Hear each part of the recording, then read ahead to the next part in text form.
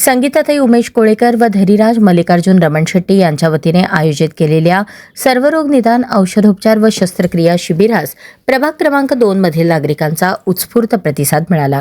प्रभाग 2 येथे central multispeciality hospital doctor Farukh Mangalgiri यांच्या विशेष प्रयत्नातून व संगीताताई उमेश कोळेकर धरीराज मल्लिकार्जुन रमण शेट्टी यांच्या वतीने कुमारस्वामी मठाशेजारील मंगलगिरी क्लिनिक येथे आमदार विजयकुमार देशमुख यांच्या मार्गदर्शनाखाली व भारतीय जनता पार्टीच्या शहराध्यक्ष रोहिणी तळवळकर यांच्या प्रमुख उपस्थितीत मोफत सर्वरोग निदान औषधोपचार व शस्त्रक्रिया शिबिराचे आयोजन करण्यात आले होते।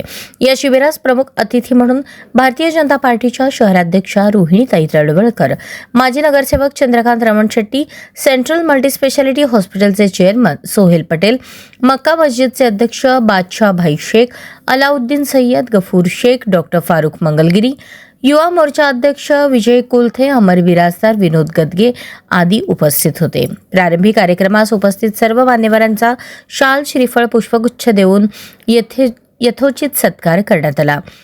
कार्यक्रमाच्या सुरुवातीला धरीराज रमण शेट्टी यांनी प्रास्ताविकास आरोग्य शिबिरामागील उद्देश स्पष्ट केला।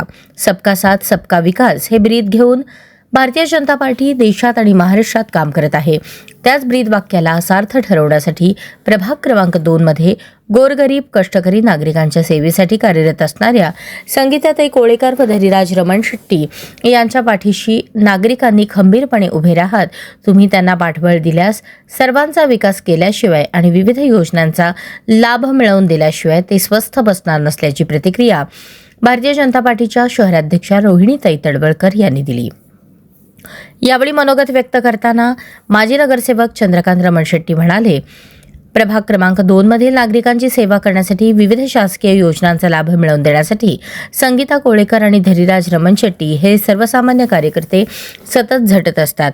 त्यामुळे येणाऱ्या महापालिका निवडणुकीत आपल्या सेवेसाठी आणि विविध योजनेचा लाभ मिळवून देण्यासाठी ज्यांनी परिश्रम घेतले अशा कार्यकर्त्यांच्या पाठीशी नागरिकांनीही खंबीरपणे उभे राहावे असे आवाहन यावेळी उपस्थित नागरिकांना केले। आता जे सूत्रसंचालन करते ते कोळेकर दादा सातत्याने बघायची म्हणजे आणि सांगितलं आणि त्याबरोबर आमचं बसवायला जायचं नाहीये।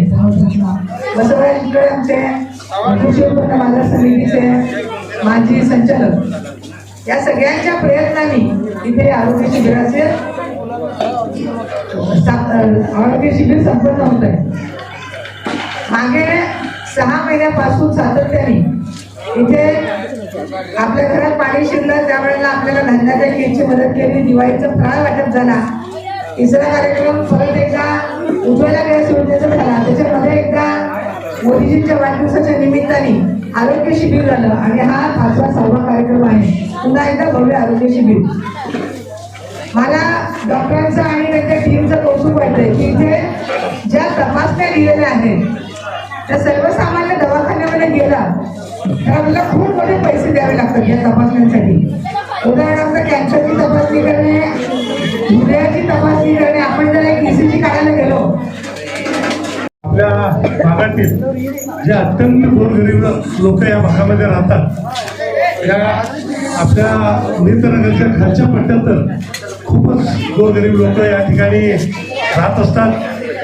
त्यांची उपजीविका करेपर्यंत त्यांना अगदी खूप कष्ट करावं लागतं, परंतु त्या कष्टामध्ये जर दवाखान्याचा मागं व्याप लागला तर त्यांचं जीवन सुखी होणं खूप अवघड असतं। अशा परिस्थितीमध्ये वेगवेगळ्या आजारावरती या ठिकाणी आरोग्य शिबिर आयोजित केलेलं आहे। या ठिकाणी आयोजित करणारी जी माणसं आहेत त्यांचं देखील आपण या ठिकाणी निश्चितपणे विचार केला पाहिजे। धरीराज रमण शेट्टी एक खूप छोटा कार्यकर्ता आहे, भारतीय जनता पक्षाच्या माध्यमातून तो या ठिकाणी काम करतोय। छोटा असला तरी विचार मोठे, लोकांपर्यंत जाऊन काम करायची तळमळ आहे। त्याचप्रमाणे अत्यंत गरीब कुटुंबातून काम करणारे